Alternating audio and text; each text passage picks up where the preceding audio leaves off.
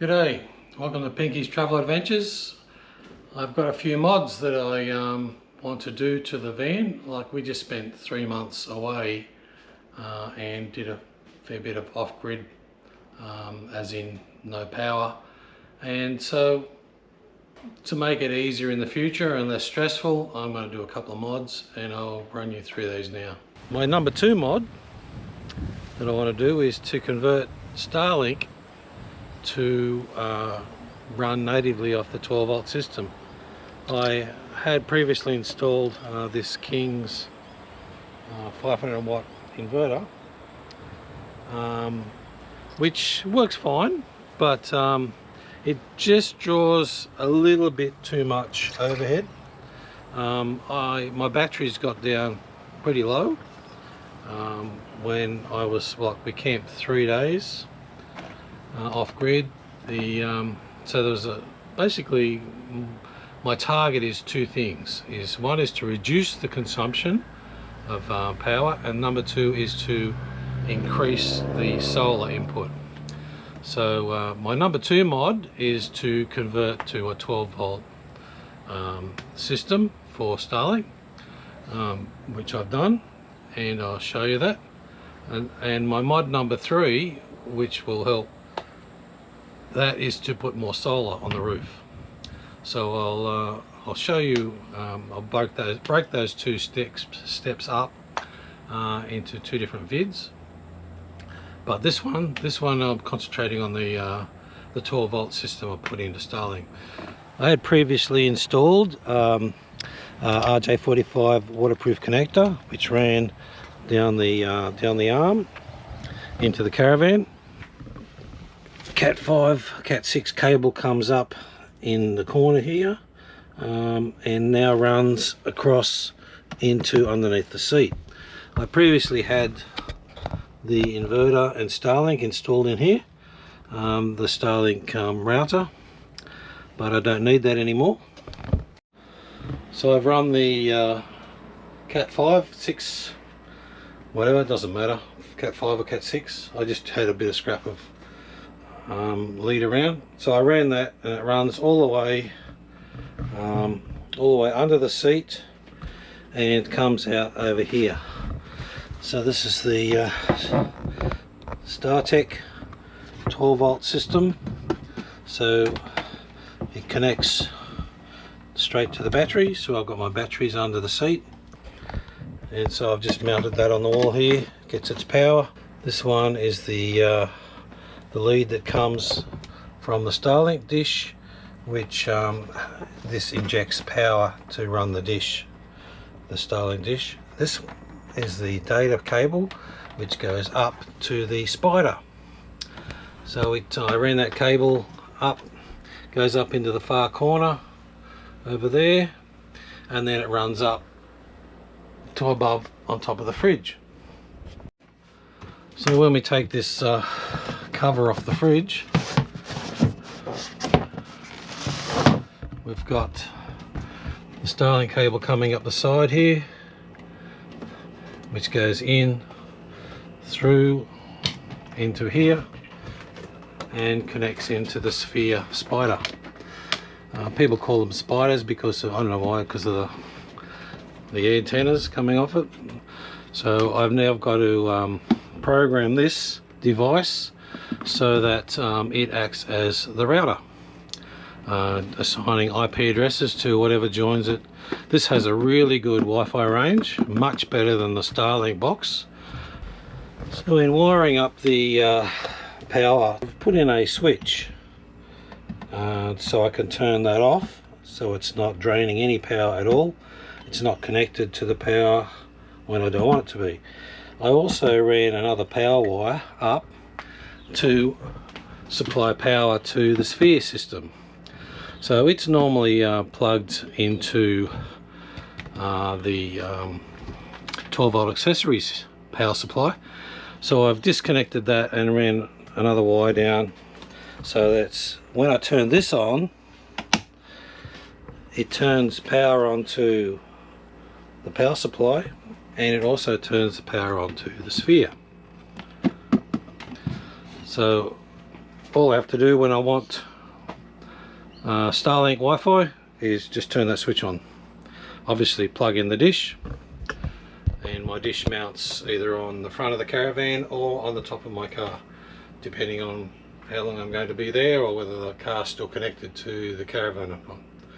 So it gives me a bit of flexibility, and to also to get away from trees if I need to. So that's my 12 volt conversion.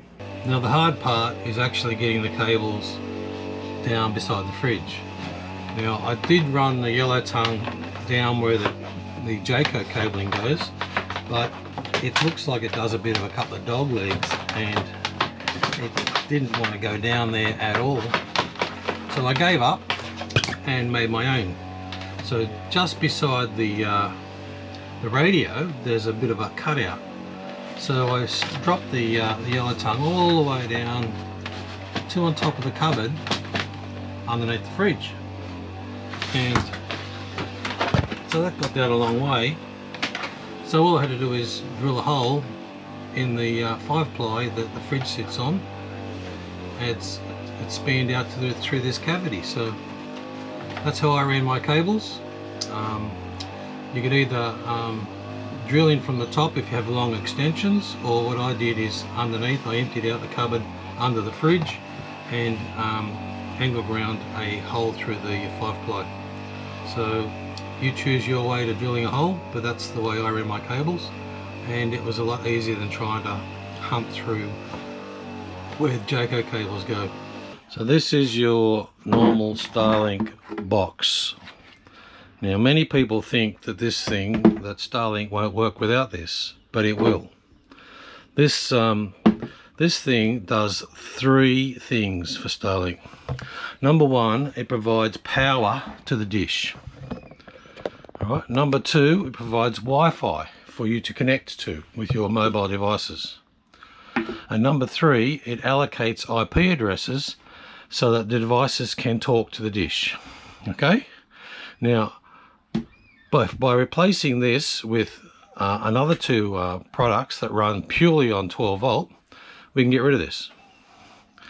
Okay, now the 12 volt adapter that I put in underneath the seat, that does one of those functions, and that's all it does. The other 2 functions are covered by the sphere. Okay, it's a really good Wi-Fi, runs on 12 volts, and by setting it up correctly, you can it'll allocate IP addresses to the devices that want to join it. So I don't need to travel with this, I don't need an inverter, and I don't need all the cables that go with it. So it stays at home. I'm going to set up my StarLink now to test the 12 volt conversion. So this is my kit that I just have to carry, and this is an Aldi clear top bag that they had on special with their camping gear. So that's my cable. I just got bits of foam packing in it, and it just lies down on a piece of foam. And this is the one of my mounting points.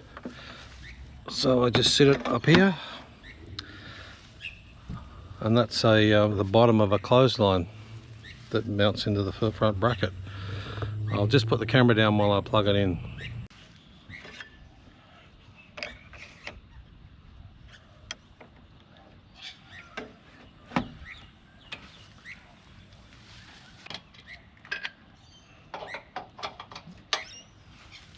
So basically when I want to set up StarLink, all I have to do is sit it there, plug it in, and go inside and hit the switch.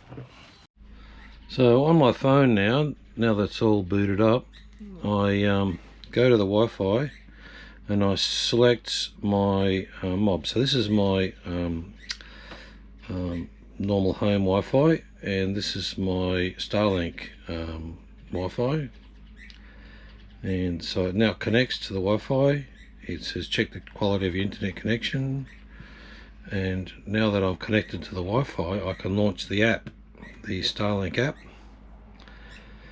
and it tells me that it's talking to the StarLink dish, and it's calculating orientation because it's obviously just turned on. Now my plan is paused, so that's why it has no active account. So whilst my internet will not work, it's still going to connect to the satellite, and it'll start to download any updates if it needs to. The obstructions doesn't update until, you know, after 12 hours or so, but don't let that worry you. That's fine. And so it appears to be working. So the key to getting the sphere spider to work is to change its programming, and you need to get the manual, which you should have got when you picked up your van. Sphere 4G Wi-Fi router with GPS. Well, what we want to use is the router feed function. So if you've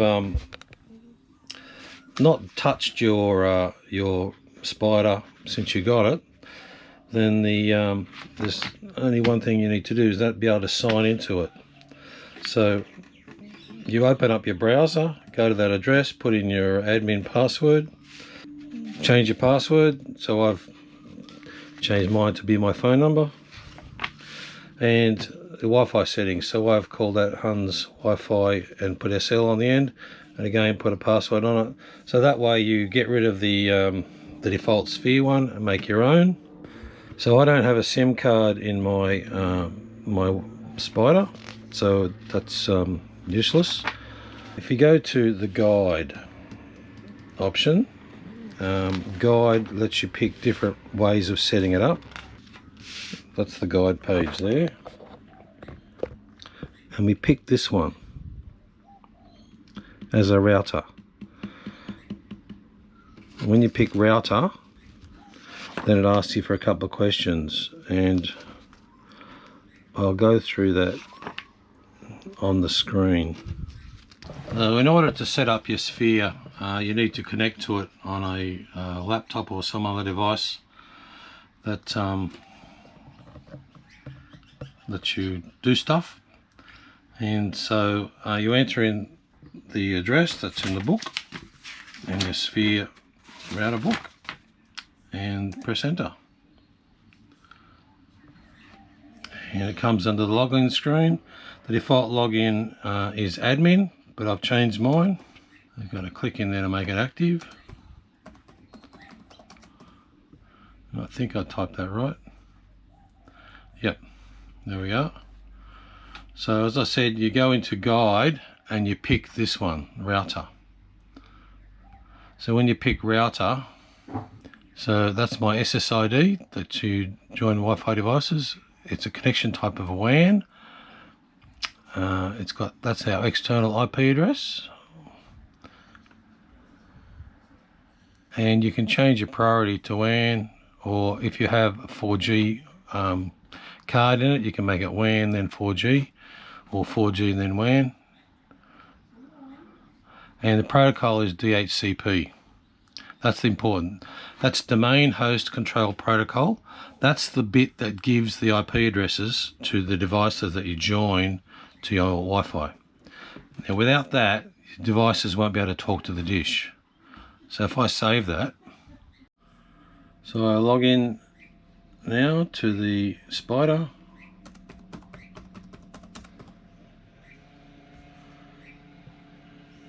We go to guide and we select router. Now it's wanting to know your protocol. DHCP is what we want. The LAN IP, that's the LAN of the spider, so we leave that at that address. Now it's going to issue addresses from 100 to 249 and have a lease time of 12 hours. Okay, they're the numbers we want. So it's 192.168.8.100 to 249. We go next. And it wants you to confirm that what your SSID is, that you have encryption, and what your password is. So you set those to be what you want. Make sure you write them down so you don't lose them. And it's loading, so it's going to change the configuration in the spider and then reboot it. And once it's done that, it'll be able to issue IP addresses to all the devices that you want to connect to your Wi-Fi. This is important because without the IP addresses, you won't be able to connect. There we go. That's what we want to see. That it's in the WAN connection type. It's obtained an IP address. So StarLink gives it that IP address. Okay, that means it's working through the dish and everything's hunky-dory. Just to prove that it's all working, and I've just gone to the StarLink website, and that still works whether you have an active subscription or not. And you can just log in there if you wanted to check your status, but that just proves that the StarLink is working. It loaded. The other thing to check is to make sure your app works. So you sign on to your new StarLink website Wi-Fi, you launch the StarLink app, and it says I'm offline. I can now go into settings, and it automatically goes to the StarLink because I don't have a router. There's no router there, and I can now slide to stow. And there we go, slide to one stow, and we'll go outside and check that it's all ready to pack up.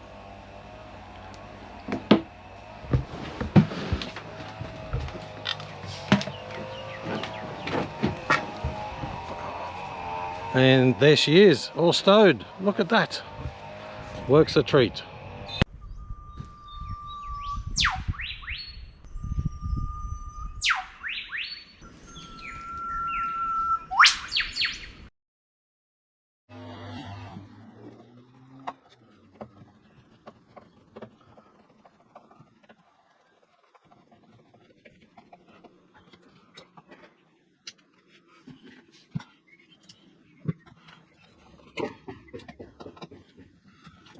I don't want to use an electric drill because I've had these out so many times that I don't want to strip the threads. So I'm doing them by hand.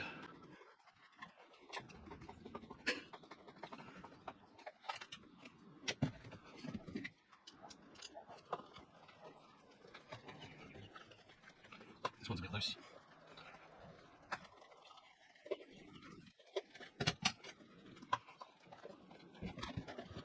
I've lost that cover. Get out of the way, Pinky. What are you doing? Hiding my screws.